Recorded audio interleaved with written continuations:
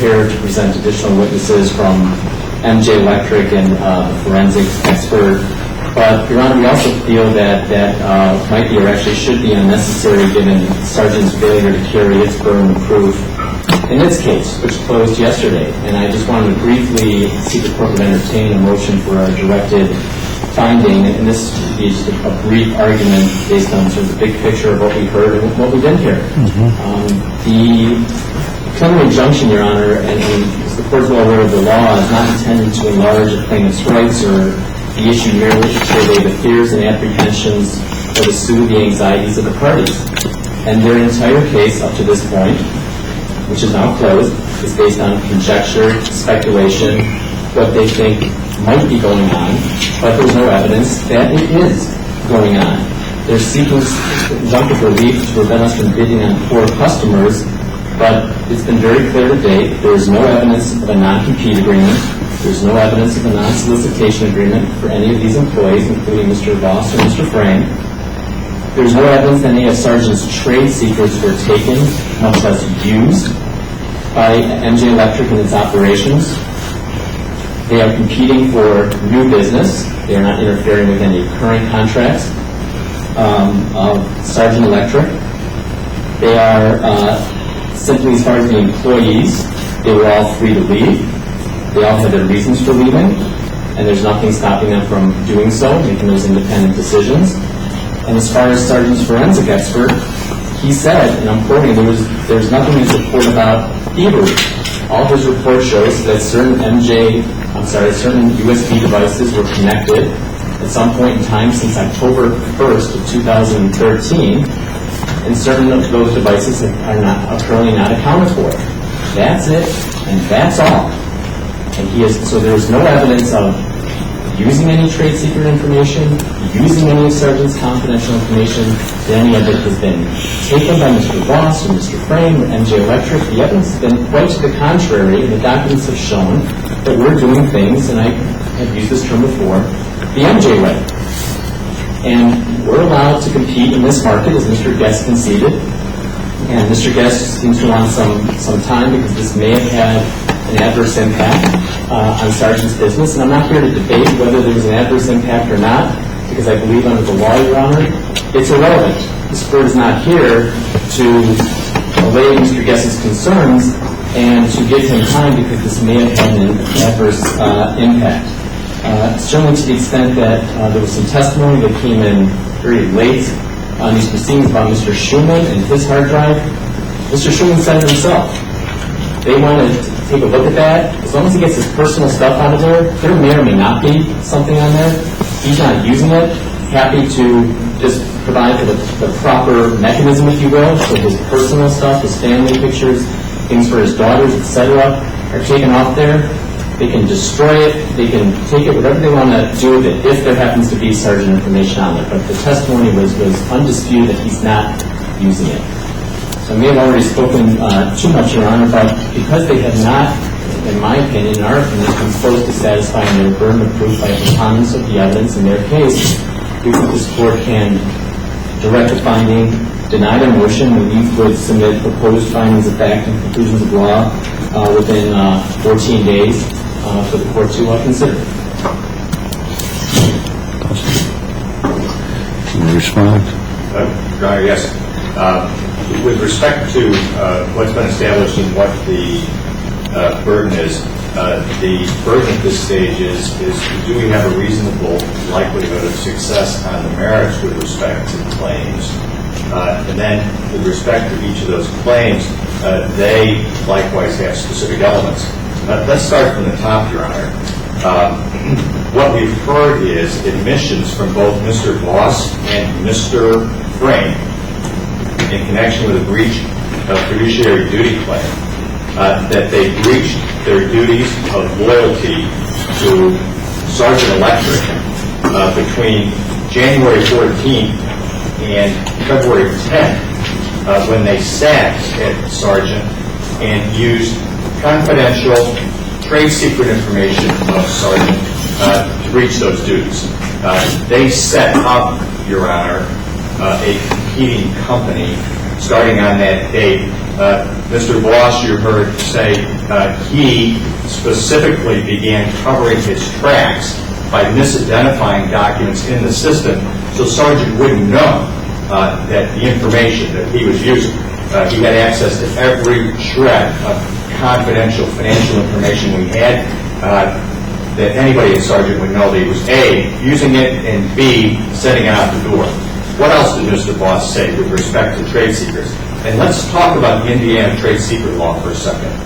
At this stage, Your Honor, at the preliminary injunction stage, we don't even have to go all the way to they stole it. We have to present you with a reasonable apprehension by the plaintiff that they intend to steal it and have taken steps that reflect an intention to steal the confidential trade secret information of Sargent.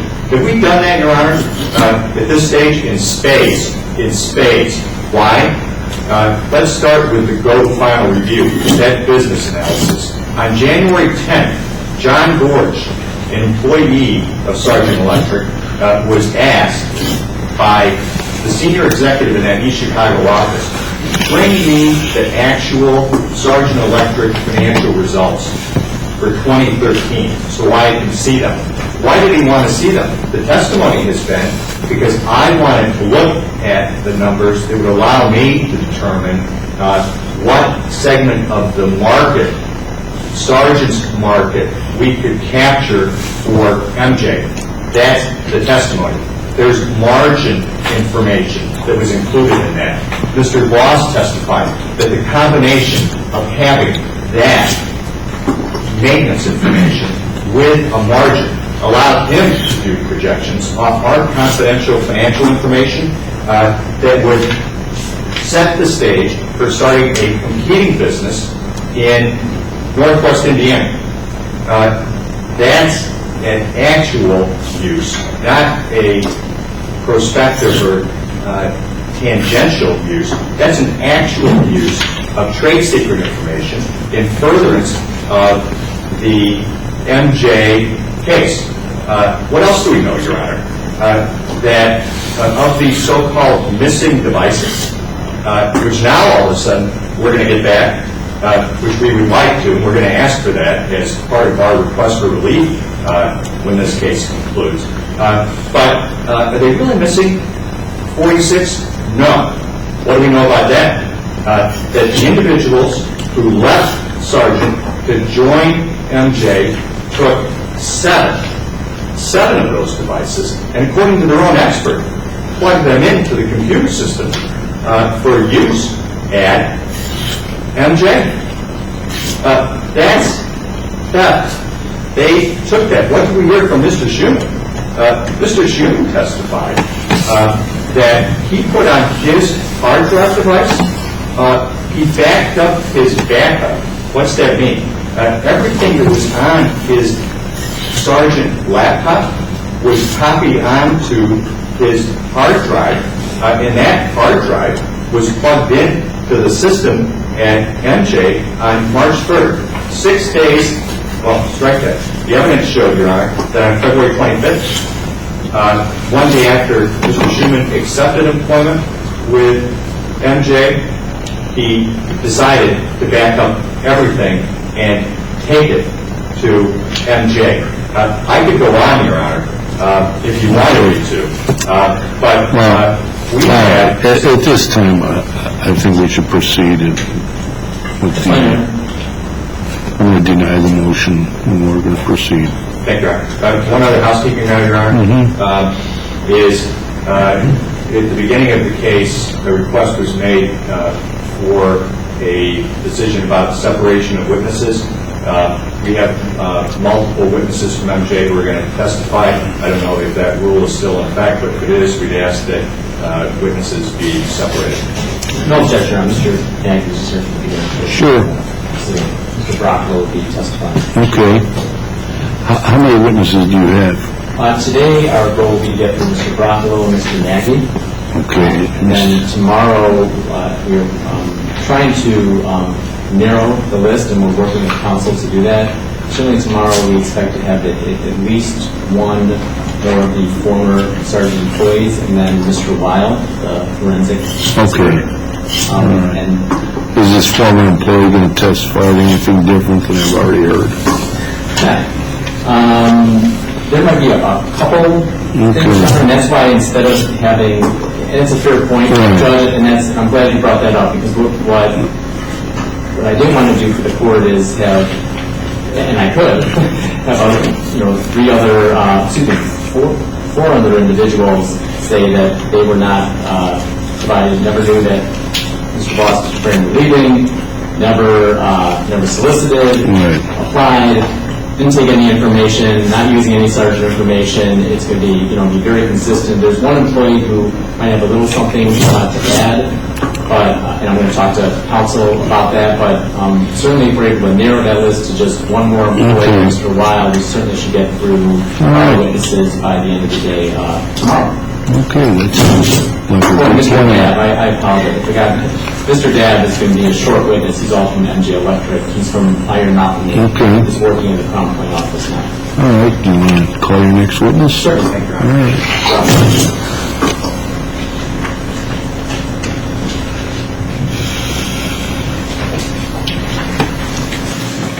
Sir, you want to raise your right hand, be sworn? Do you solemnly swear or affirm to tell the whole truth and nothing but the truth to the best of your knowledge? I do. Please be seated.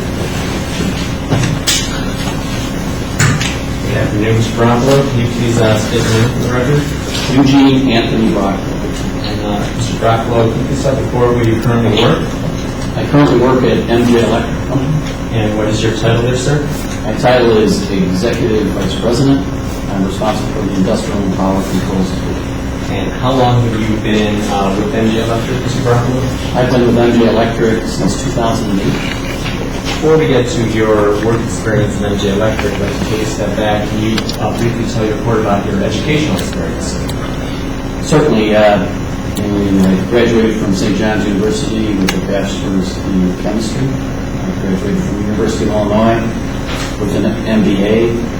I have a senior reactor operator's license that's supervising nuclear power plant. I got that in 1986 from the Nuclear Regulatory Commission. And I have an executive MBA from Northwestern University. Mr. Brocklow, prior to joining MG Electric in 2008, can you tell the court a little bit about your work history? Yes, I started with Commonwealth Edison, which became eventually Exxon, in 1977. Left them in 2004. 2004, I went to work with a company called InfraSource, which was a parent company of MG Electric, and I've worked with them and MG Electric ever since. And throughout your career, have you been in various management positions? I have ran a nuclear power plant, and vice president. You started at MG Electric in 2008. What was your first position there? At the time that I came into MG Electric, I was working, as I said before, with InfraSource, and came in as a vice president of strategic accounts. And how long has MG Electric been around as a company? MG Electric's been around 53 years, since 1959.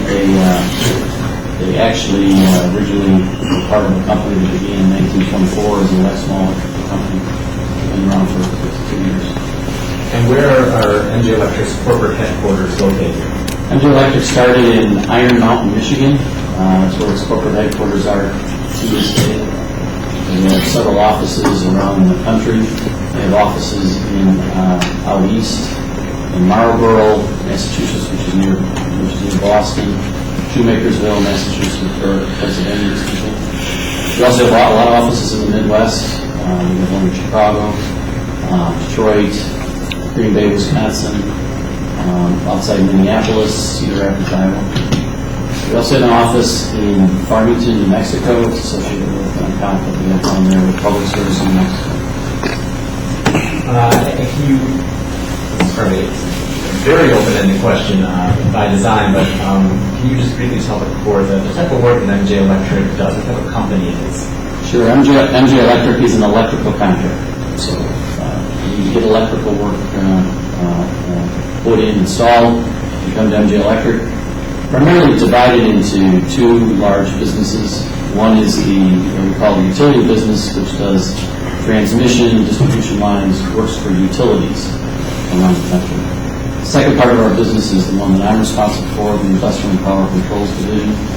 We do large industrial projects. We also have some small commercial operations in Iron Mountain, Michigan. And we work at various facilities over the years. We've done work in the mining industry. We've done work in the paper pulp industry and also in the gas turbine operations industry. Does MJ Electric bid and perform work across the country? We do. We're currently doing work because we finished up a project about 15 months ago, for example, in Hot Springs, California. We're doing work in New Mexico, as I said earlier. We've got two projects going on right now in New Jersey, another one in Rockford, outside Rockford, Illinois, and another one in Alaska. Your testimony was you started as a vice president in 2008. Can you tell me how your title has changed and your responsibilities have also changed since 2008? Yes, they have. I worked on strategic accounts, which is similar to a business development function for our utility division. Then in the last 2 years, took on responsibility for the Industrial Power Controls Division. And you're currently the executive vice president? I am. I want to talk about, does MJ Electric from time to time participate in what's referred to as strategic planning sessions? We do. Can you tell the board a little bit about that, please? Certainly. About 3 or 4 years ago, we found ourselves in a situation where our workload was coming down as a result of the power industry coming down, and we had a big cycle in our work, and we recognized that we need to do a better job of long-range planning. So on an annual basis, we have a strategic planning session where we sit down, we sit down and look at the market for the next several years out. We come together as the executive team. There's probably about 15 or 20 of us, the vice presidents and some of our operations managers. We come together and look at where our company can be in the next 3 to 4 years. And so we have those sessions on an annual basis, typically in the January timeframe. And over the last 3 or 4 years, has there ever been any discussions in these strategic planning sessions about any expansion by MJ Electric into the oil and gas industry? One of the things that we've looked over the last couple of years, and as I said before, seeing a concentration of some of our work in the gas market, in the gas turbine market, power industry. We really need to be more diversified, and so we have talked about looking at, and looked and done some investigation in various markets, and oil and gas is one of the areas that we were exploring over the last couple of years. Any other markets that you were also exploring over the last 3 or 4 years, or thinking about? Sure, we looked at the steel industry. We've also looked at the data centers, large data centers. We've also done some work at some of these clean chip developing facilities, things of that sort. And all we're really doing there, just telling you, is looking at the markets, exploring where those markets are headed. One of the things that's recently happened in our industry over the last couple of years is there's been a big surge in gas and oil exploration here in the United States. And with that comes a lot of infrastructure building, and obviously we're interested in being a part of that. In these strategic planning sessions that you're familiar with, Mr. Guest talked about Quanta a little bit and the Quanta companies. Is there any in these strategic planning sessions at MJ Electric, there's been any connection to what some of the Quanta companies might be doing or not doing? Quanta, obviously, we've been a part of Quanta since, I think, 2007. Quanta is a $6 billion company as we speak today. They do, again, they're an electrical contractor primarily. We've also, in those last couple of years, have purchased a pipeline company as well. And so as part of their strategic planning and looking at developing business, there's an opportunity for us to do business for sister companies in Quanta. And again, as their business grows, we looked at, as oil and gas as an example, especially the pipeline companies, what can we do to service our own quant companies? And obviously, as a sister company, we have a advantage, if you will, in working with them. Mr. Brockwell, do you ever think of MJ Electric, either in strategic planning sessions or in your own mind, as a traveling contractor? Yes, we do. Can you explain that? MJ Electric started in Iron Mountain, Michigan. Iron Mountain, Michigan, and the northern peninsula, upper peninsula, doesn't have the kind of work that we do. So years ago, this goes back to the 70s and 80s, MJ Electric started developing a cadre of individuals that will travel to work. And so we bid projects all over the country. Our business model primarily is to get to know contractors, companies that do work around the country. And as we get to know them and they get to build those large projects, we travel to go do that work for them. So we do travel. In the strategic planning session, do you recall any discussions specifically about entering into the Northwest Indiana market? We talk all kinds of geographies, but we did not have specific discussions about Northwest Indiana. We're going to talk about this obviously throughout the examination today, but from MJ Electric's perspective, what do you find to be attractive about the Northwest Indiana market? And there's a concentration of large industrial businesses. There's the oil refinery business with BP. There's the steel industry with ArcelorMittal and U.S. Steel. There is a attractive market in that regard. That those facilities will spend a lot of money on large capital projects. So it's a great opportunity for us to do. Is it fair to say that you were aware of this market before you met Mr. Bloss? Let's talk about your initial meeting with Mr. Bloss and Mr. Frame. I guess start the question how did this opportunity arise when there was a possibility of a match between MJ Electric and Mr. Bloss and Mr. Frame? Well, I mentioned before we had an interest in the oil and gas business. We received a call through our Vice President of Business Development from associates of Tom Frame, Terry Purcell. He gave us a call and called Marty and said there's a couple of guys that might be unhappy with their current situation and they'd like to get together for dinner. So Marty let Bill and I know about it. We had to sit down and talk to anybody about business and what's happening out there, just a dinner. So we scheduled a dinner for January 14th at Maggiano's. That's the Norfolk. Okay, before we get into that, Your Honor, may I approach? Yes. Mr. Brockwell, you've sat through some of this trial, so you know the drill with the binders.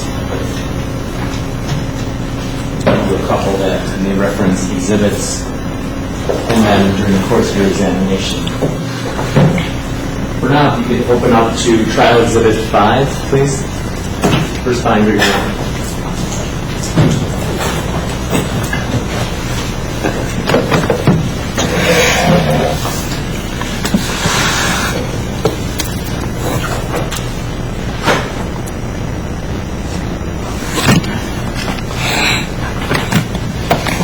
There?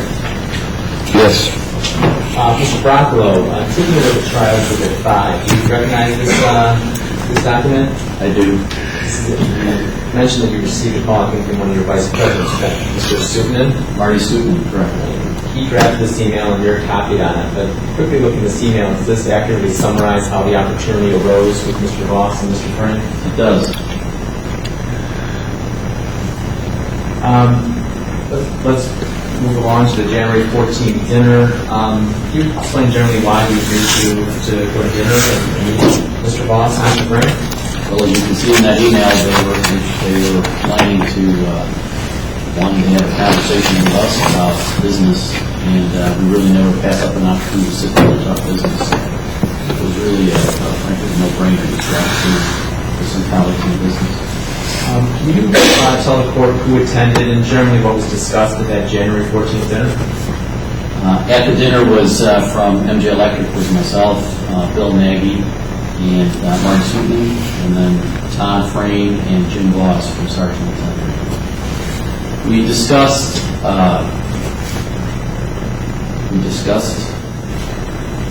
first off Tom and Jim's unhappiness with working at Sargent, their changes, their concerns about that.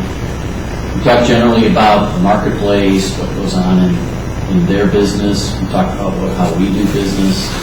We shared some stories, and they talked about the fact that, frankly, they made a decision to leave, and they're out there looking at opportunities. Did they indicate to you, in addition to telling you that they were decided to leave, did they indicate to you that they have been talking to any other companies about possibly going somewhere else? They did, but they didn't say. I'm sure you've heard and are well aware of certain testimony about a business analysis that was prepared by Mr. Voss. Did you receive, were you handed any written materials or given any written materials either prior to this dinner or at this dinner? I was not. Was there any discussion during the dinner about revenues generated by any customers that Mr. Frame and Mr. Voss had worked on? We didn't discuss any customer-specific revenues. Obviously, they talked about the fact that they had some recent very good years, somewhere north of $100 million in 2012 and 13, expecting 13. And that was about it. We weren't really talking about revenues or those type of things specifically for each of those customers. After the meeting, did you and Mr. Sutton and Mr. Nagy have a chance to discuss your initial reaction to the meeting with Mr. Voss and Mr. Frank?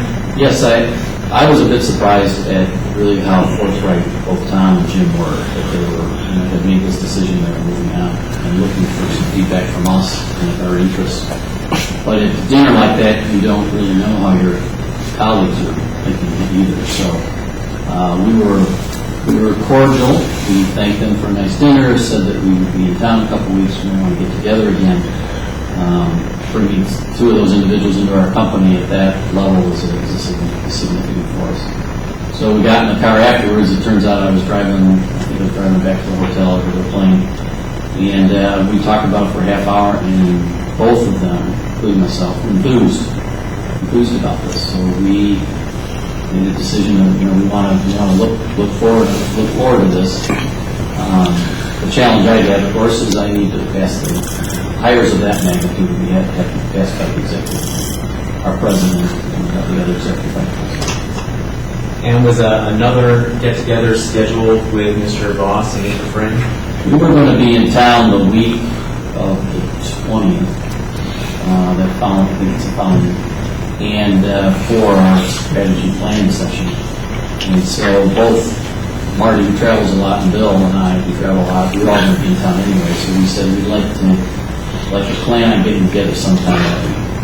Well, just want to come on one point. You just said as timing would have it, you said you were going to be in town anyway for a strategic planning session. Is that one of the next strategic planning sessions you talked about earlier? It is. It's our annual session. It's again about 20 of us from town in Chicago. And so you conducted that session prior to your next meeting with Mr. Voss and Mr. Frank, just incidentally?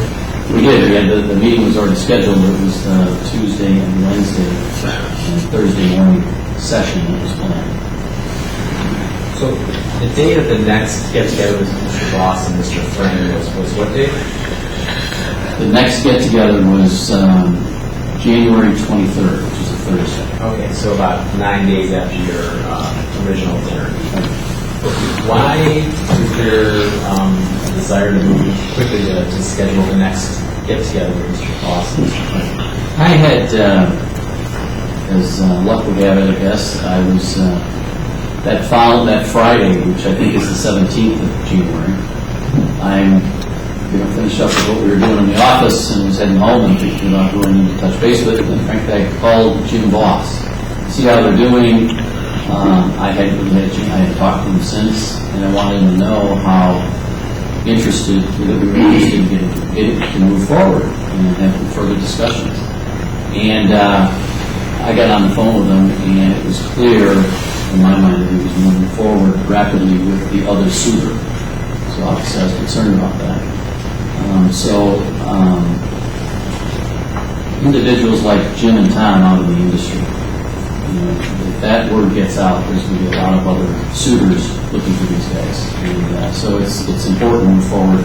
And I suspect if they are far along with this other group, they're going to make some decisions quickly as well. So it was important to me that we got together. So after that conversation with him, we scheduled our meeting with our president, Steve Wright, and the following Thursday. Okay, so I think it's been referred to in prior testimony as the lunch at the Four Seasons Hotel. Correct. Can you, again, just remind the board, please, of the attendees of that lunch? The attendees were Steve Wright, our president, and we're the same people who were at the January 14th dinner, which was myself, Marty Suitman, Bill Nagy, Jim Voss, and Tom Frank. We had a general conversation about the business, where again, talking a lot about war stories, if you will, about how electrical contractors do business, types of experiences that we've all had. Tom, Jim, Steve Wright, and Bill Nagy, Marty, they've grown up in this line of business. As we talked earlier, my background's a little bit more on the utility side. So there were a lot of stories about things like that. Just got to know this session. Did Mr. Voss and Mr. Frame, during that January 23rd lunch, did they express to you they could deliver certain projects or things to MJ Electric? There's no delivering those things that was not discussed. How about revenues from projects or customer revenues? Were those discussed? Those are all past. Those are all past type of information. So no, there was no discussion about delivering certain projects. And again, prior to that meeting, or at that meeting, Mr. Brocklow, were you handed any written materials from either Mr. Voss or Mr. Frank? Not the purpose of the meeting, and no, we were not.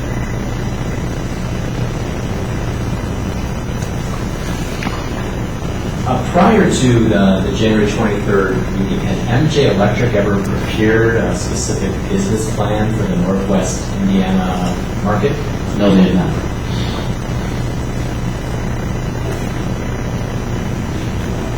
What happened next, sort of going through our chronology, January 23rd meeting? Well, after we got out of the meeting, we sat down with Steve Wright and Bill and Marty and I, and we touched base with a few of our other executives and made a decision we wanted to hire them. And we were on a short clock, so we moved forward and hired them. Well, tell me a little bit then, just because you were in a short clock, why you made the decision to extend offers to Mr. Voss and Mr. Frame after having met them in person January 14th and January 23rd. Well, Jim, again, as I mentioned earlier, Jim Voss and Tom Frame are pretty seasoned veterans in this business. They know customers out there. They've got some experience in the oil and gas business. We had some opportunities we wanted to explore with, as I said earlier, with the national accounts. And, there's some pretty attractive business in the Northwest Indiana area. So both of those individuals would be really great fits for our company. Tell me a little bit about that. You just mentioned the national business. How did that come into play with Mr. Voss and Mr. Frank, who were obviously working in the Chicago, Northwest Indiana area at the time?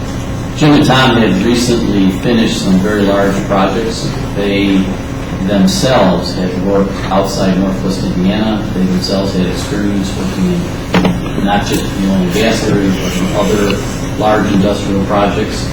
And we at MJ Electric were starting to get maxed out. So having those guys as additional leaders in our company would provide us that. So we were bidding a lot of work nationally, and bringing Jim and Tom on board would be a real benefit for us. So subsequent to making this decision, were oral offers conveyed to Mr. Voss and Mr. Frame? Yes. And then was that followed up by written offers? Correct. And that's your recollection, obviously, they accepted those written offers? Well, they were, my recollection is that we made those offers, and they were waiting for the competing offers from the other suitor. And they needed more time to wait for those things to come in. So it took a couple of days, but the commitment was, I think, Monday or Tuesday. So So by the end of January, 1st of February, they accepted the written offers? They had. Did you then have another get-together with them on February 3rd? I did. Can you tell the court a little bit about that, please? So they had accepted the offers over the weekend. They had signed them and sent them in. They had obviously do the drug screening and those type of things to be processed. So I came down to have dinner with them on February 3rd, and we looked at some local possibilities for an office in Munster. So I came down with a few offices. And then, do you recall what was discussed generally at that dinner on February 3rd? Yeah, so February 3rd they accepted offers. They're looking to come work for MJ Electric. They will be leaving. They decided that they would be leaving on February 10th, the following Monday. Tom Frame is going off on vacation. So we discussed that process. The process that we've been discussing before about doing that. Number one, first step is to resign. Let Sargent know that they're leaving. Once they've done that, to figure out what their, if you will, transition from Sargent will be. Will it be a day? Will it be a week? Will it be 2 weeks? Whatever they agree with Sargent. So to get that taken care of. And then once we know that, then they can come work for MJ Electric. And once they're on the payroll, we will begin the process of building our office, developing our customers, putting together what we had agreed to was an approach to hiring personnel for that office, which would be a posting which people could be directed to if they express interest in MJ Electric and go from there. So that was a process we talked about. I want to make sure it was done transparently and done right. At the February 3rd dinner, is there any, well, first of all, you handed any written materials from Mr. Voss or Mr. Frame prior to or at that dinner? Is there any discussion at the February 3rd dinner about any business analysis or feasibility study that Mr. Voss had previously prepared? Jim described a business analysis that he had done. He had believed that he could go start. He wanted to see what it would take to start a new business, so he had put this business analysis together. And one of the pieces of that business analysis was what the office cost would be. So he described that. He also described that it's a losing proposition, which is, I think, why he was seeking out individual companies to work for. Did you, his description of what he had put together, did you ask him for a copy of it? I did. I asked him to send me the analysis. We would use that as a starting point for putting together, I call it pro forma, which is a budget for how this business would get started, its office costs, its how we would actually run this place. Right. From his description of the analysis, what were you looking for that was in that analysis that might help you with the information based on Mr. Voss's description? And primarily, the discussion was the office costs. He had obviously done some research, knew what rents would be, what those type of things would cost, and so we would take advantage of that and take advantage of that work. Let me turn your attention to Trial Exhibit 2.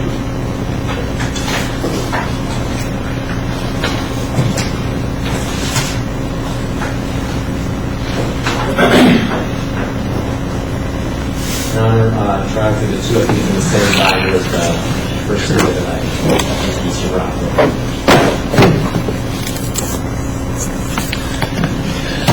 Okay.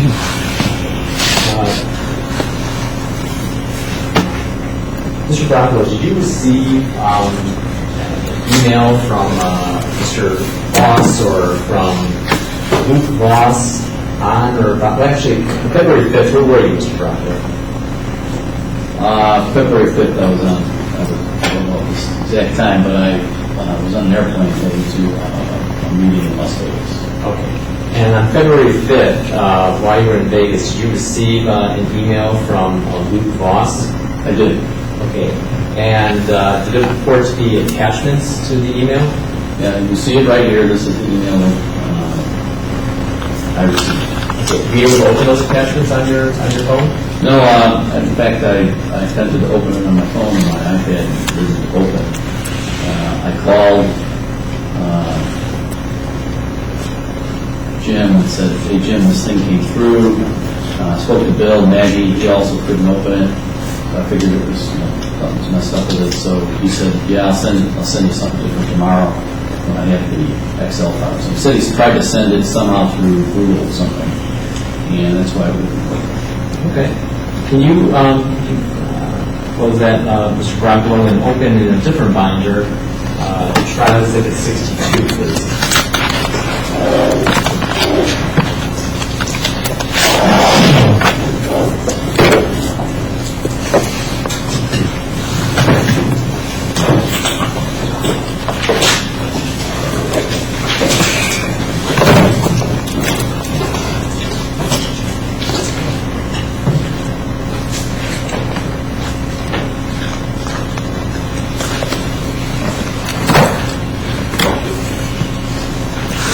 Ron, are you 62? I'm here.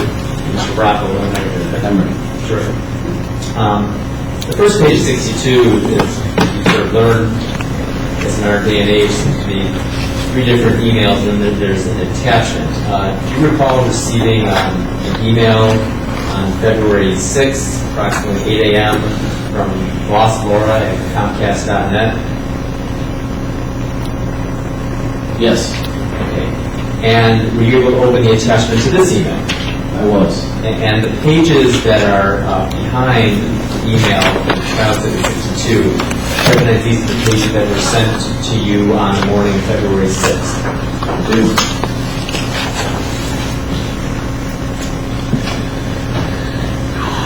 Do you recall looking through exhibit 62 when you received it, Mr. Brockwell? I do. Did you utilize any of the information contained in exhibit 62 in putting together the pro forma that you talked about earlier? I did. Can you direct the court to what information you utilized? Yes, I can. If you'll look on. You can use the base stamps, Yes. I think, because they come off in this, or they're shown in this now. Look at page MJ001602, which is the 6th page in. And is this the one that's entitled at the top left, Business Analysis, NWI Electrical Construction Team Facilities? Yes, it Is that the is. page you're on? I want the court to get there. I'm here. The court is there. I'm there. Go ahead, Mr. Brockman. You'll see it divided into 3 sections. From the bottom, you see Site Complex, ArcelorMittal, Site Complex, U.S. Carry Works, and then the rest of the upper end. We only use the rest of the upper end. You'll see there's projection, a monthly lease cost. We use that information. You'll see there's copier and computer costs. We use that information. You'll see there's some marketing costs, some shipping costs, things of that sort. We use that to create our cost of 2014 for our office facility. Anything else in this document that you used in order to put together the pro forma? Yes, if you look at the 2nd page, which is MJ001598, there's a progression of revenue that you see starting in month 2, far right, or the 3rd column. It starts with $50,000 and goes up $50,000 a month. We use that information to create a projected revenue stream from recurring work. Business analysis itself, taking a look at it as a whole document, Mr. Brockwell, did you ever have any discussions with Mr. Voss about the business analysis? Well, as I said to you before, Jim sent it to me with this type of information. Jim and I never sat down with it again, ever. Yeah, it was a poorly phrased question. After you received it, did you ever have any discussions with Mr. Voss about business analysis? I did not. At any point in time during, starting from January 14th, were there general discussions of some of the major customers that were in the Northwest Indiana area? Yes. Can you elaborate on that a little bit? Jim, various customers, we talked about that before. We talked about the customers like BP and ArcelorMittal and those opportunities. We also talked about customers outside of the territory. So we knew of them, we knew of their capacity to do the capital work we were interested in. And these major customers, you were aware of them, or were you aware of them before you sat down for dinner with Mr. Ross and Mr. Frame on January 14th? It's generally known that those are large customers in Northwest Indiana. Their BP is a customer that's all over the country. In fact, MJ Electric did work for BP in Colorado when they built a wind farm. They were a large company around the country. We knew all that. We obviously know the steel corridor that's down there. We're certainly aware of them, aware that they provide a lot of large capital projects. Work that's done on a regular basis for electrical contractors. And I'm going to fast forward and then come back. As we sit here today on July 1st, are Mr. Voss and Mr. Frame and the other former Sargent employees, are they working on projects outside of Northwest Indiana? We do. Can you elaborate a little bit on that, please? We are primarily estimating. We don't have much work out of our office right now. So we do a pretty collaborative process when we estimate. We use the resources that exist in Crown Point, the resources up in Iron Mountain as a group, and that's what we've been developing that since day one. And so currently, as we estimate projects, we utilize those as a group effort. And so the resources currently in Crown Point are part of estimating projects that we have right now. We're estimating for New Mexico. We recently estimated a project that's in North Dakota. They're part of estimating a project that was in Southern Illinois, a couple of compressor stations. One more follow-up question regarding the business analysis. It's still open in front of you, trial exhibit 62. And the third page at the top, there's some numbers. It says what it says, historic recurring revenue. Lists some customers there, and it says under account 2013 actuals. And I'm going to represent to you, Mr. Brockwell, that this chart contains some revenue numbers for Sargent during a portion of 2013 for those customers. And with that in mind, can you tell me, Mr. Brockwell, as the Executive Vice President of MJ Electric, whether knowing that, seeing that information gives you any type of competitive advantage going forward in the Northwest Indiana market? I guess I'd like to begin with saying that, a competitive advantage, this doesn't help. What's more important is it's not how MJ does business. We don't need information from others. We've been working around the country for years. We've been in this business for 59 years. So this kind of information, revenue numbers, is stuff that was done in the past, has no indication of the future. It has no indication of how MJ would do business, how we would go and approach our business. It's interesting possible information, but it was of no use to us. In fact, if you look at our analysis, we're just basing on we don't know where our work is going to come, where MJ might be competitive, our own cost structure, etc. So this was a little or no value, and certainly no competitive value.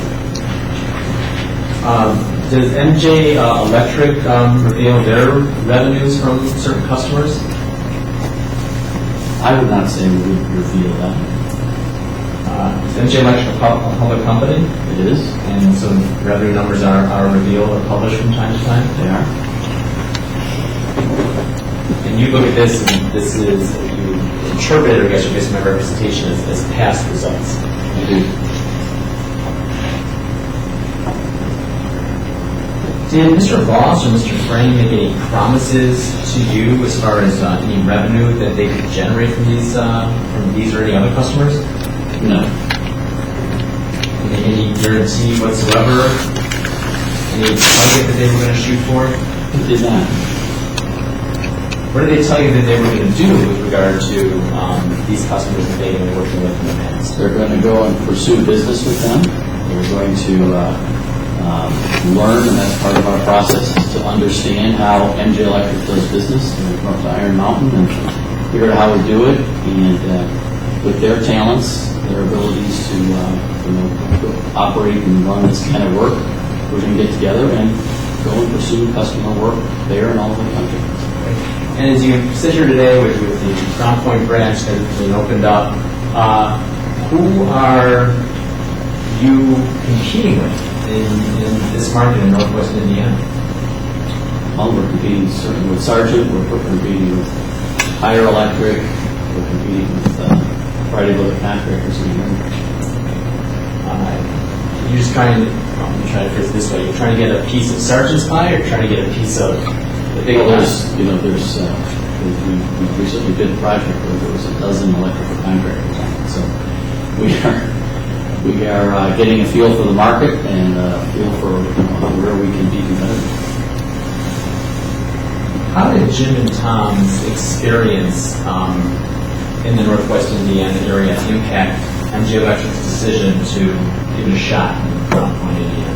Well, again, I mentioned earlier, there's senior individuals that have been in the business 25 plus years. So their knowledge of the electrical contracting business, is really, two of those guys don't come along very often. And certainly the work that they've done, large projects that they've done in this area, made a pretty obvious decision in my perspective that these are the right guys that we want to invest in. It was a big deal that they had that experience. When you started talking to Jim and Tom, were you aware one way or the other whether they were bound by any type of non-compete provision with Sargent? I mentioned before that we do work around the country, so when we need to open up an office, we've opened up offices, we've started projects, things of that sort, we hire locally. We've got experience with this kind of thing, okay? And that is a big deal, obviously. If someone has a non-compete, there are provisions and concerns about hiring individuals, so made sure they did not. But yeah, that was important. They did not have a non-compete and then non-solicited. I want to go back to our timeline or chronology and take you to February 10th. It actually might be easier if I point you to an exhibit, which is Exhibit 64.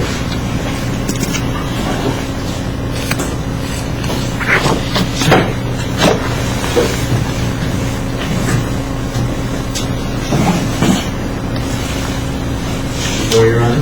Yeah. Okay, terrific. Mr. Brocco, this is an email dated February 9, 2014 that was sent to Steve Wright and copy Mr. Farrington. Did you draft this email, sir? I did. You refer here to, at the end of the first paragraph, talk about that Jim and Tom plan to resign tomorrow, that's February 10th. And then you said you spoke today on the approach. Can you explain the part that that's a reference to, please? It's the order in which they are going to resign and properly following all the things that we had talked about. Again, first step of business is to inform Sargent by resigning. That was number one. Agree to with their former employer about what their time frame is to leave. Number two, once they're on board with MJ Electric, that is hired and working for us officially, we would then begin the process of seeking out customers. And then we also talked about, make sure they understood that we are going to not solicit any employees, but rather provide them access to a website where they could apply for jobs if they're interested. And that was what we set up, and we just reinforced that. As of February 9th, Mr. Voss and Mr. Frame had signed their offer letters and accepted positions, correct? And you had one meeting taking a look at some office space and talked about that on February 3rd.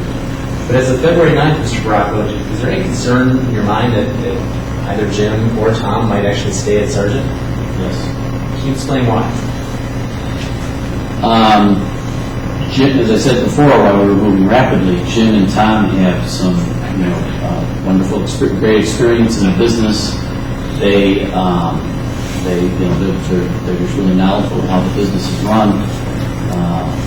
In my experience, individuals like that And I've had this experience at MJ Electric, where individuals with senior experience have come into the office and said, I've made arrangements due to this or that. I'm going to be leaving MJ Electric. I've got a job offer. I've accepted it.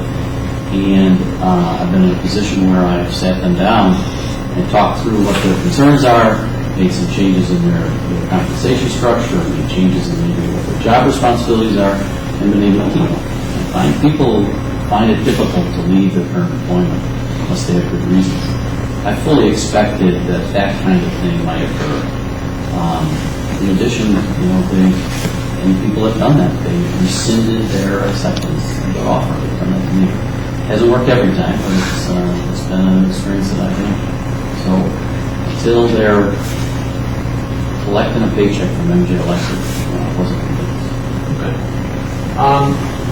Prior to February 10th, what discussion did you have with Jim and Tom about the possibility of other employees from Sargent following them and joining MJ Electric? Well, they certainly thought they had a founding. They certainly thought that they could hope that some of the folks would come. We talked about the need for when we would open an office of looking at what we would need and where we would go. So they talked about that type of stuff. The thing was is that they admitted that they had not talked to them or they didn't know that they were leaving. So that happened. I wasn't convinced that was going to happen for sure. At any time prior to February 10th, did Jim and Tom indicate or promise, hey, we can deliver these guys to you, they're definitely going to come, you're going to follow us? Any words like that, to that effect, anything like that? There were no guarantees. No, there were no guarantees. And they hadn't talked to them yet.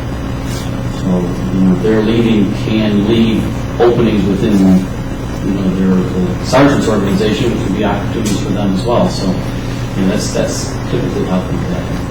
Were there any discussions with Jim and Tom about referred to as any type of enticements or things that might be provided to those or any other employees who might be interested in joining Jim and Tom at Commonwealth? Yeah, we were structuring our thought process around how that would work. Tom had suggested that they'd need a truck. It's typical for people of that position. They would need a signing bonus type thing that transitions them from one company to the other. We were all, of course, comfortable with that. Were trucks ordered prior to February 10th? Yeah, we did order the trucks. What goes on at MJ Electric, it's one of the great advantages of being part of Quanta. Quanta orders thousands of trucks every year. And so trucks were already coming to one place, so we were able to divert them because it can take weeks before a truck might arrive. So we were able to do that. What was We ordered those trucks knowing we would want to staff those positions. And what if Jim and Tom, as you said, was a possibility, said, you know what, on second thought, we're staying. Sorry, Mr. Brock, what would you do with those trucks? Well, again, that's what I said. It's one of the advantages we have with Quanta is you just convert them to another company or ourselves. And since really in the last 6 months, MJ Electric has added somewhere around 300 or 400 people to our organization. And so if you can imagine how our organization works, you add that much craft, and you're adding so many foremen, you're adding so many general foremen, and so many superintendents. And once you get to those levels, you need trucks. So MJ was in the process of going through a lot of that with our growth here in the last 6 months anyway. So they would be diverted elsewhere. Thank you. Can you turn your attention to Trial Exhibit 8, please? 8? Yes, that's first binder.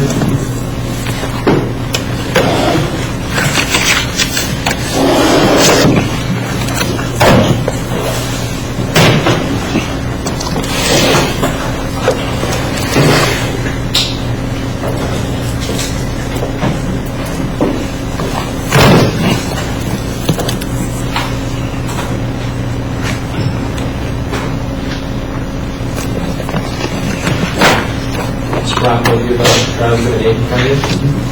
I want to focus you on the bottom email that you sent on February 3rd to Mr. Nagy and Mr. Farah. I'm going to focus you on different parts of the email, not necessarily from top to bottom, but we're on the topic of folks possibly following Jim and Tom. And right here, we discussed key hires. They have 5 GS, the lead customer accounts, and perform estimating. If they resign, they have to wait 2 weeks prior to rehire. Tom recommends $7,500 signing bonus. The new truck should be sufficient to get them. You spent in the court, but this might be a little bit repetitive, but what you were thinking of when you wrote that, please?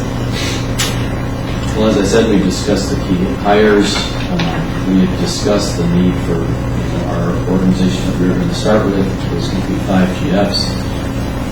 They had such people working for them at Sargent, obviously. We were going to put the posting up. We'll need trucks, frankly, for those 5 guys the 5 positions that we need to fill. Obviously, we need to be prepared for that. And what did you mean when you wrote "if they resign"? Well, the issue is that if individuals resign, they've got to resign every 2 weeks to hire. So there's a gap there of 2 weeks, and that's part of the assignment. Did Mr. Glosser and Mr. Frame in discussions ever even talk to you about names and give you names like we have Mr. Manis and we have Simmons and Albertson? Is there any discussion of names at all? They talked a number of names that were loads of folks that they were interested in. So I'm sure those names came across the table. I don't recall what they were. There's no guarantee on anybody coming, so it wasn't really part of the issue. In that same email, Mr. Broccolo, first paragraph, you say you had dinner with Jim and Tom, with a couple office locations, and again, say discussed 90-day planning. Can you tell the court what you're referring to as a 90-day plan? We had, as Jim and Tom were coming on board, the need to bring in additional people into the office. There were really 2 key things. It's kind of a technique that I use, ask the guys to think of ourselves 90 days from now. If we look back, where do we stand? And where would we stand? We would stand with a situation where we had an up and running office, computers, renovations done, desks, things like that working. So that was part of the 90-day plan. And then the other was really to how do we get people indoctrinated into the way MJ estimates and runs projects, how bills are paid, those type of things. And that's part of our thoughts around spending a week in Iron Mountain, having folks who come down to help them out, things like that. Can you turn your attention in the same binder to Exhibit 11?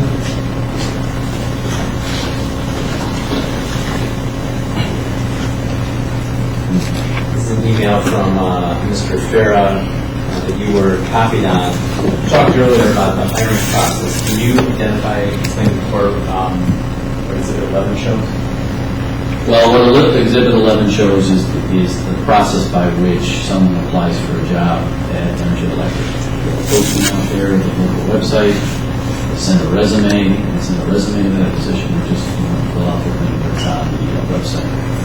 And then that information funnels through our Human Resources Department with whatever the resumes or the things that they fill out, and that gets into our process for follow-up. Prior to Jim and Tom providing notice, did you have any conversations with them about what to take with them when they were leaving Sargent? We discussed not to take anything, not take any Sargent information. I'm not allowed to take that. Confidential Sargent. Okay. And again, this might be moving that horse a little bit, but the Sargent information, is that something that you want or need in any event? Yeah, so again, we don't need it, we don't use it, it's not going to help us. We have our way of doing business. We've been in business, as I said earlier, 50-some years. We know how to estimate projects around the country. We know how we run our business. All those types of things are part of how we do business and how we run projects. They're all integrated. So it's the MJ way of doing it, and there's really not much to gain by knowing somebody else's, Sargent or someone else. There's nothing to gain for us. Did you have any conversation with them about their contacts, and I'm sort of doing, air quotes on in particular about maintaining their contacts? Yeah, it's, we felt that it was okay to bring the contacts. Did you even know what sort of form their contacts were in? No. As we know, once the hiring process began, many of the spots in the Crown Point branch were filled in the first couple of weeks. Can you explain, why that happened so quickly? We put the posting out. We needed 5 individuals to staff our office to get started. With bringing Jim and Tom on, we want to be able to start getting work and start getting folks on board. We had a number of resumes that were posted in that first week. We obviously gave the summary of those resumes to Jim and Tom, Bill Nagy, and Marty. They looked them over, selected the best ones, and frankly went after, went and gave them an opportunity to interview and go forward. From a business practice, once you made the decision to move forward and open up the Crown Point branch, in your mind was the 9-day plan? Was there a reason why you wanted to slow things down, move quicker? What's the thought process when you open up a new office as far as timing? Sure. Well, opening the office, announcing that type of thing, we need to be able to respond. You respond to your customers, let them know you're out there. Individuals that might express an interest in coming to work for us, they're out looking, so there's other opportunities that might crop up, similar to the situation in which in time. They're good people and there's an opportunity. So need to get that office staffed. If we announce that MJ Electric, our company, is in the area, someone wants to call, there needs to be somebody to talk to, those type of things. So we need to be really responsive to that. It's part of the business. To your knowledge, Mr. Brockwell, were any of these folks, even after February 10th, after Jim and Tom left, were they solicited or recruited to come and join MJ Electric? Not to my knowledge. Tell the court, actually, generally, once things started getting up and running at the Crown Point branch after Jim and Tom started, what happened? How did they start doing business? Yeah, so now we get obviously the full-time employees. We are starting to send out emails, call individuals that are customers, and start trying to establish with them. We spent some time assembling, how we would present to a customer MJ Electric, what it does and what its experiences are in large projects and things, in concert with Jim and Tom's experience, of course. So we started reaching out to customers. Did you participate in any meetings with Jim and Tom, with any potential customers in the Northwest Indiana area?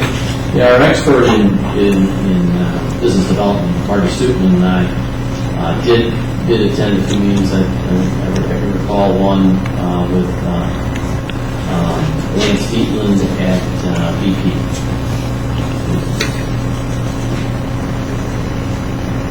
Since the Crown Point branch has been opened up, has MJ Electric bid on any work out of that branch? We have. And how is the estimating handled for those bids? I mentioned earlier the estimating is a collaborative process. What do you mean by that? So we have a senior manager in charge of all estimating for the Industrial Power Controls Division, Mike McCash, who's located in Iron Mountain, Michigan. He's our lead. One of his managers is Jeff Dabb, and Jeff has since now come down and working out of the Crown Point office, helping to educate the folks on that process. But what the process is that we utilize really a shared resource pool, look at taking off, or if you will, or analyzing the specific numbers on each of those bids, and then roll that up to a roll-up, which is then review by several of the team, as approved proposal. So Mr. Gabb was an Iron Mountain, he's now working at Crown Point. Yes. I'm not sure if you mentioned being Mike McCash. Mike McCash. Mike McCash is the senior manager in charge of all of estimating. So Jeff Gabb works for him. We funnel all our estimating through one organization. We don't say go to it in Crown Point or other locations. All the estimating runs through our central office. In fact, we sent several of the guys up there for a week up in Iron Mountain, and then they went up the second week to work specifically on learning the estimate process. Tell me a little bit about, talk about the estimating process. There's been some discussion about MJ Electric's experience in estimating, steel or petrochemical work versus estimating other types of work. What's your view of estimating different types of work compared to MJ Electric's experience over the last 50 years? I mentioned earlier, we're from the paper bulk business to the mining business, power business. We had been on some steel work in the past. Electrical work is pretty similar wherever you go. And so we really believe pretty strongly in having a collaborative team in terms of that estimating. Do you believe that the folks in Iron Mountain don't have the ability to bid steel or petrochemical work in the Northwest Indiana area? I don't. Why not? They haven't done it before. Well, I think it's a matter of electrical drawings and things like that.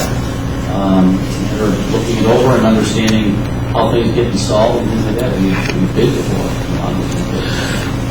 Some of the folks that are working the Crown Point branch had prior experience with some of the customers in the area. And to the extent there have been any bids for those customers when folks had prior experience, is it in your view that Iron Mountain is sort of hands off, let them take care of it? No. Can you explain that to the judge? Again, as I mentioned before, there's this collaborative process. Certainly folks that have worked in those facilities got some experience there and can add to the fine-tuning of our estimates and things like that. So it's a team effort. Just to be clear, Mr. Brockwell, in any bids that been put together, to your knowledge, has any Sargent information been utilized in putting together those bids? None. Can you take a look at Trial Exhibit 15, please?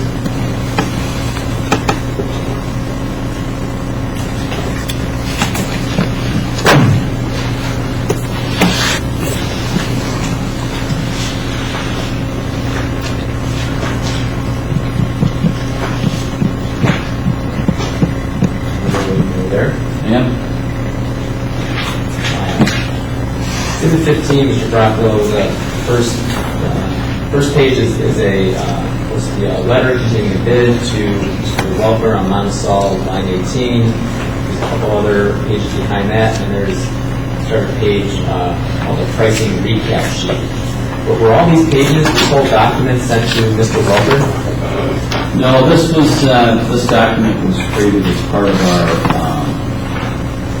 information that we provided to this litigation. You say this information, can you sort of break up the report what was sent to Mr. Welker versus... I'm sorry. Thank you. I'll answer your question. No. The first 3 pages of the document, MJ 892 through 894, is the document that is sent directly to the customer. What the rest of the document is includes a pricing recap sheet, which is a summary of a lot of the information that's behind it, and assembling the analysis, the pricing analysis behind the bid. This is an example of sort of the MJ way of doing things for estimating. It is. In the normal course, Mr. Rocklow, if MJ is bidding for a particular project as an outstanding bid, would it share this information that's behind the letter with any of its competitors? No. Well, why did you decide to share it here? Obviously, we did this as part of this litigation, to provide details to really demonstrate, if you will, that this is information that can be done without any Sargent information. We're using our own information, our own process for developing these things. And this is how we do business on a daily basis. Inside this is MJ Electric is looking at the Crown Point branch, submitted any potential rate sheets or anything like that to some of the major customers in Northwest Indiana. We have, Recall who those have been submitted. Are those referred to as T&M rates? yeah, That time and material? Do you recall who that has been submitted to? we've submitted rates to ArcelorMittal, USC, Can you take a look, please, at the next exhibit, Exhibit 16, which is one that's been discussed from time to time during this hearing?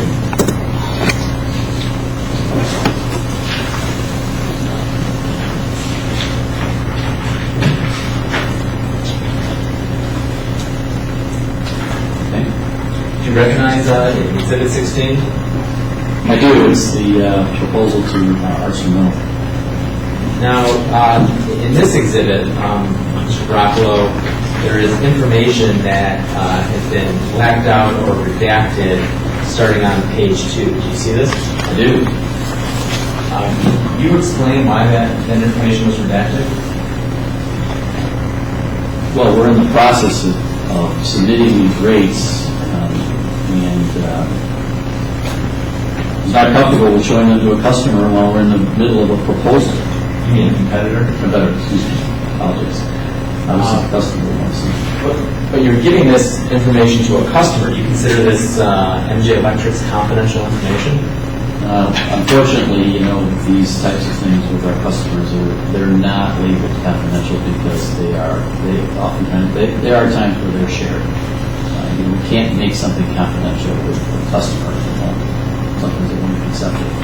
So it's tradition in our business to not consider this confidential when it's given to a customer.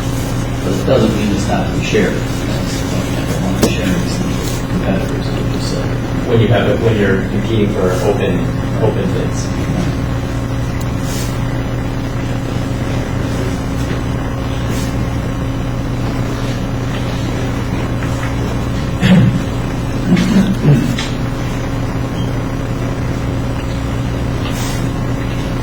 Mr. Broccolo, I think we talked a little bit earlier in your testimony about something you referred to as a pro forma. Do you remember that? I do. To set this up, you talked that there was certain information that you used for Mr. Boss's business analysis that was helpful in putting together the pro forma. Can you look at Exhibit 63, please?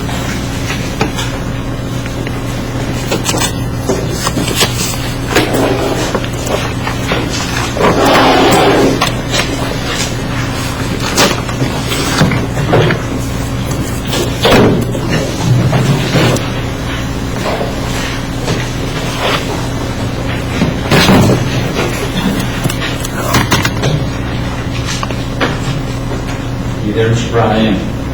For a moment, there.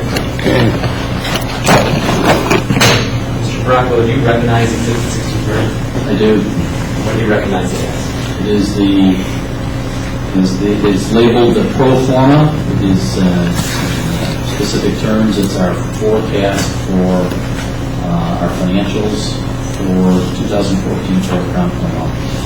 Before you talk about some of the numbers in here, can you just generally talk about how this was put together, or actually who put this together and when? I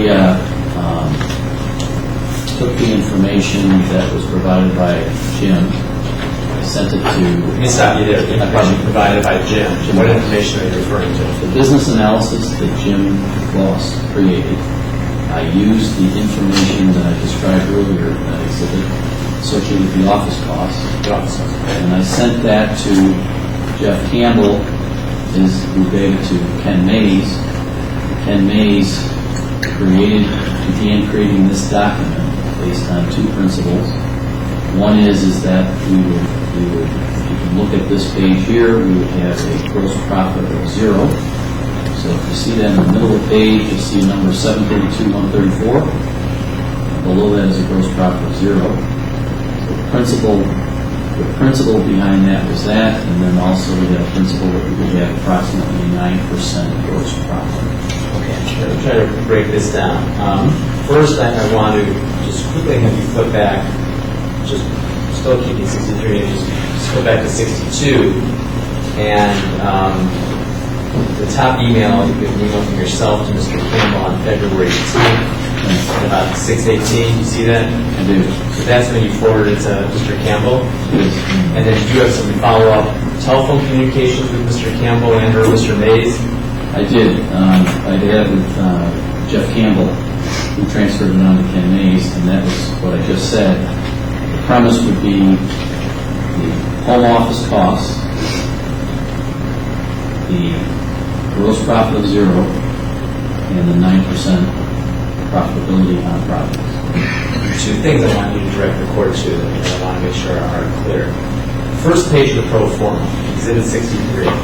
There's a revenue number there of $8.1 million in change. Correct. You see that first page, top revenue under 2014 budget totals.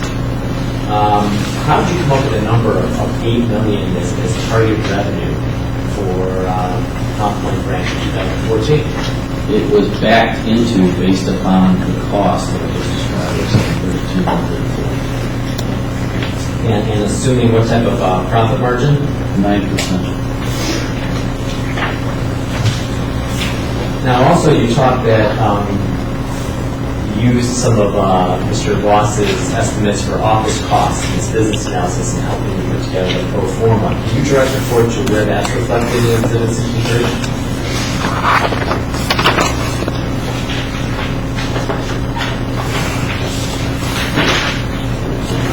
Look at Exhibit 63 on page MJ001613. That's the third sheet. You will see numbers like, for example, you'll see a number 1750 associated with facilities. That's the same type of rent that was shown in exhibit, I forget which exhibit it was, but in the business analysis. So looking down at 1613, to the top third, that's when there was some reliance on Jim's estimated office costs. Correct. Timing, when did Jim and Tom go through the orientation at Iron Mountain? They went through the orientation the week of February 17th. And when did you sit down to put together this pro forma with Mr. Campbell and Mr. Mays? This was created, this document was created, it was in a format like that you see here. And I think it was Wednesday of that week that Jim Voss and I sat with Ken Mays. We looked at this document and made changes to it as we thought, we could possibly figure things around. When you were putting together this pro forma in Iron Mountain, were you looking at the business analysis? We used the pro forma. That's what we were doing. We're creating the pro forma. I want to talk to you a little bit about this lawsuit that brings you here today, Mr. Dracula. After Jim and Tom left, do you recall that they received a letter from Sargent's in-house counsel? I do. Can you turn your attention to Trial Exhibit 17, please? Next to the first binder.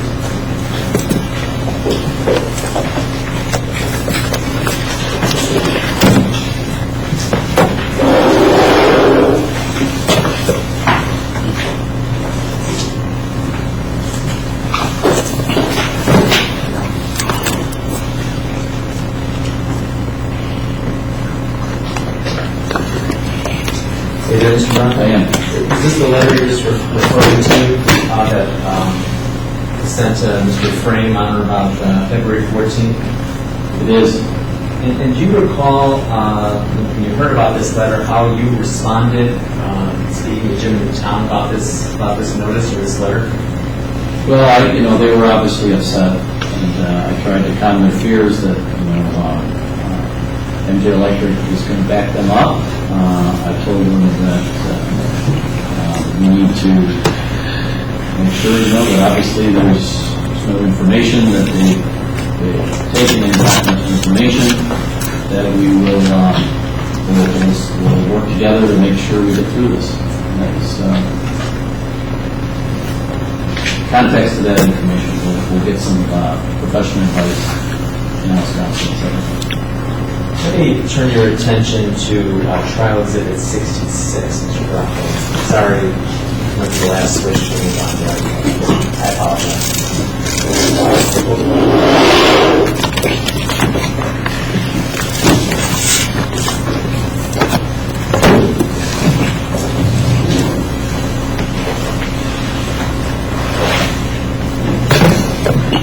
For one moment.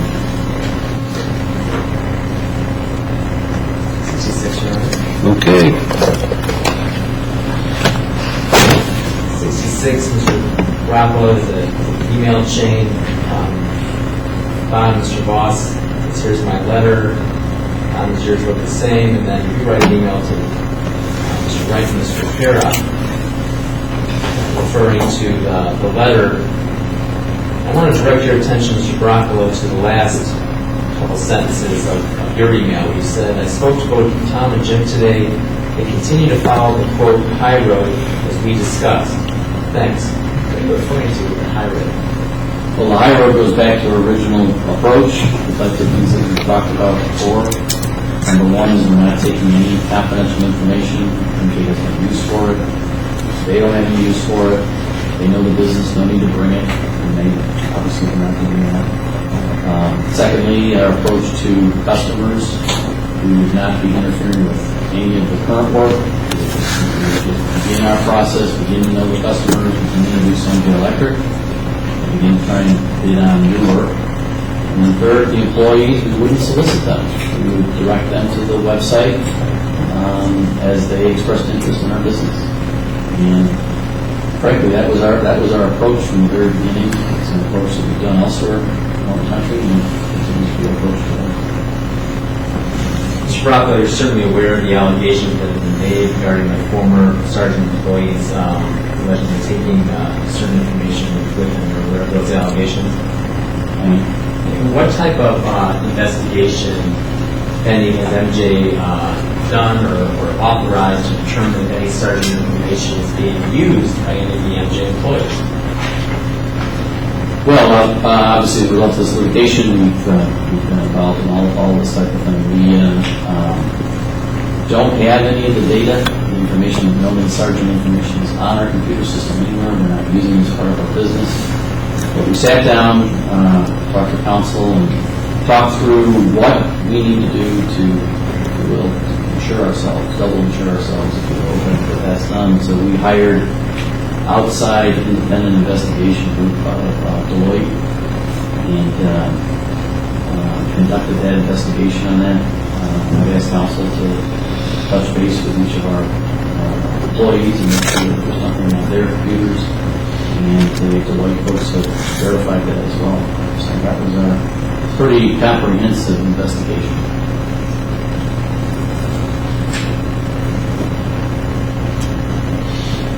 And are you comfortable with the results of that investigation? I am. Do you believe the investigation has been thorough? I do. And are you comfortable as you sit here today that no Sargent information is being utilized by MJ employees as they do their day-to-day work at MJ?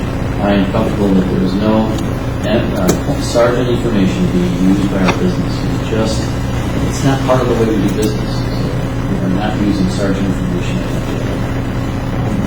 You were here for Mr. Guest's testimony yesterday in response to a series of questions. He was talking about the impact of Sargent on some of what was going on. And I'd like to ask you, Mr. Brocco, as the Executive Vice President of MJ Electric, what your reaction is to this lawsuit and the impact on MJ. Well, I think there's an impact on reputations. Jim Voss is a member of MJ Electric. Tom Frames is a member of MJ Electric. Myself and our business, we, as I said before, we do work all over the country. And to be able to go into those areas and go do business and do it in a professional manner and work with other contractors. And we partnered with electrical contractors around the country. So this is pretty upsetting to be sitting here today after 4 months and being in the midst of this kind of investigation, looking at this We haven't taken any data, we've demonstrated that. We have, I think, taken the high road on employees. You know, there's nothing wrong with soliciting folks from another contractor. I mean, we haven't had to do that. We didn't do that. We've not done it in the past. And customers. You know, those customers out there are individuals that we're not taking any low road to customers. We're open and transparent about how we do business. We're sitting down with them and talking to them about business. And who knows what this litigation is impacting what potential business and individuals might be interested in working for us. I mean, a couple of the guys said, am I going to get sued if I come work for you guys? So there's a reputational impact that's going on as long as this proceedings continue. And as long as they continue, there's implication that some of this is true. And so it's pretty upsetting on the company's reputation, my reputation, and my team's reputation. It's disturbing to say. Appreciate it. Mr. Brockwell, thank you for answering my questions. All right, you want to take 10 minutes? Okay. Take 10 minutes.